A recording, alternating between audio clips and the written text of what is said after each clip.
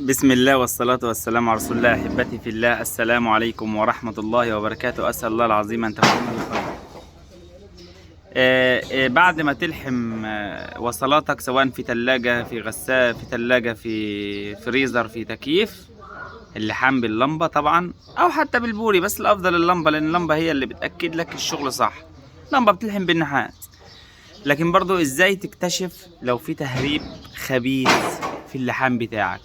لو في تهريب كبير في اللحام بتاعك، لما تضغط على 140 هتكتشفه بالصابون، هيعمل بالرغوة بتاعت الصابون هتعمل فقاقيع. طيب والله لا، مفيش فقاقيع. ازاي برضو تتأكد قبل ما تسلم الحاجة للعميل ان اللحام بتاعك ممتاز؟ طبعا ده تاني يوم بقى.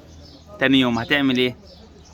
هتيجي عند اماكن اللحام وتحط صبعك، المفروض ان اماكن اللحام جافة، هتحط صبعك. لو في تهريب هتلاقي مادة زيتية، سواء بقى كمية كبيرة هتبقى واضحة بالعين، لو كمية بسيطة هتحسها بصبعك كده، هتحسها بصبعك. طبعا ده انا اوريكم اهوت، يعني بيان على ارض الواقع. بسم الله. بصوا يا شباب، ده تاني يوم. بصوا كده، مفيش، الحمد لله. طبعا لو فيه هضطر افرغ الشحنة واعيد لحام، وبعد كده اشحن من جديد. بص، مفيش. اللحام برضو ده قديم، وده برضو قديم، ولكن مفيش اهو، ناشف اهو. وايضا ده قديم. الفريزر ده كان فيه مشكلة في النقطة ديت وتم اعادة لحامها، يعني كان في مشكلة في اللحام بتاعي هنا، جيت لقيتها كلها مادة زيتية كده، تمام. بعدين فرغت الشحن، واصلا كان فرغ نص، فرغته وسخنت، طلعت الوصلة القديمة وحطيت وصلة جديدة بعد ما صنفرت كويس ولحمت بالنار وشغلت.